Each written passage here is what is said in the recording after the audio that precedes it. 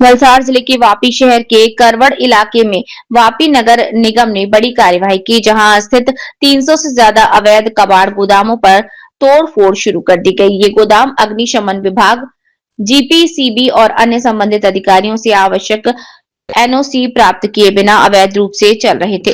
नगर निगम पिछले 6 महीनों से इन संचालकों को बार बार नोटिस दे रहा था। उपायुक्त अश्विन पांड्या ने बताया कि लगभग 300 गोदाम संचालकों को नोटिस देकर पर्याप्त समय दिया गया था, लेकिन एक भी संचालक ने नियमानुसार दस्तावेज जमा नहीं किए। अब अवैध निर्माण, अवैध शेड और बिना लाइसेंस वाले व्यवसायों पर सीधे तोड़फोड़ की कार्यवाही की गई है।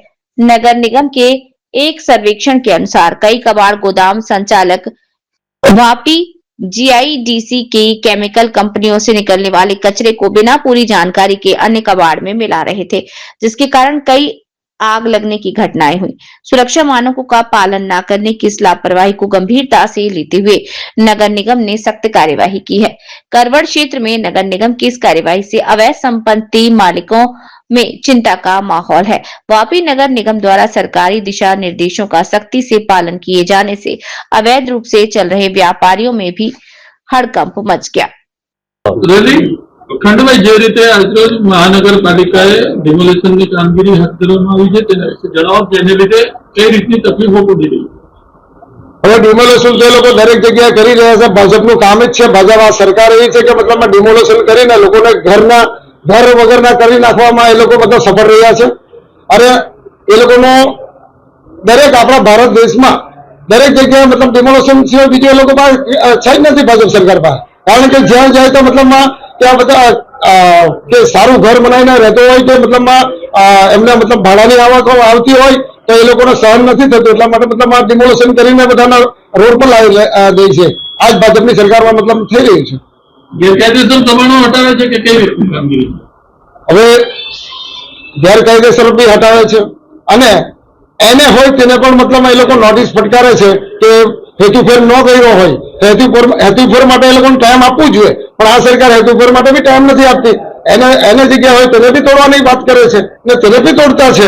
અને ઘણા એવું છે કે મતલબમાં ભાજપમાં જે પરિવર્તન કોંગ્રેસમાંથી ભાજપમાં જઈ રહ્યા તે લોકોના બી મતલબ ઘર તોડવામાં આવી રહ્યા છે.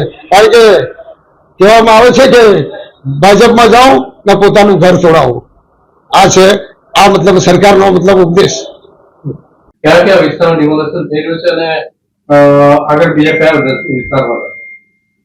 આગળ કયા વિસ્તારમાં થશે એ કેવું થોડું વહેલું થશે, પરંતુ આજે આપ જોઈ શકો છો કે છીરી, નાંદા, અમુક અલગ અલગ જગ્યાએ મહાનગરપાલિકાની ટીમ છે એ 3-3, 4-4 નોટિસો આપ્યા પછી પણ જયારે લોકો નથી સુધર્યા ત્યારે અમારે ના છૂટકે ડેમોલિશનની કાર્યવાહી કરવી પડી છે અને આગામી સમયમાં પણ આ પ્રકારની કાર્યવાહી ચાલુ જ રહેશે. તેથી જે આ પ્રકારની પ્રવૃત્તિ કરે છે એમને મારી ખાસ તાકીદ છે કે આપ સ્વયંભૂ આ પ્રકારના દબાણો હટાવી લેશો, અન્યથા આપને નુકસાન વધારે થશે.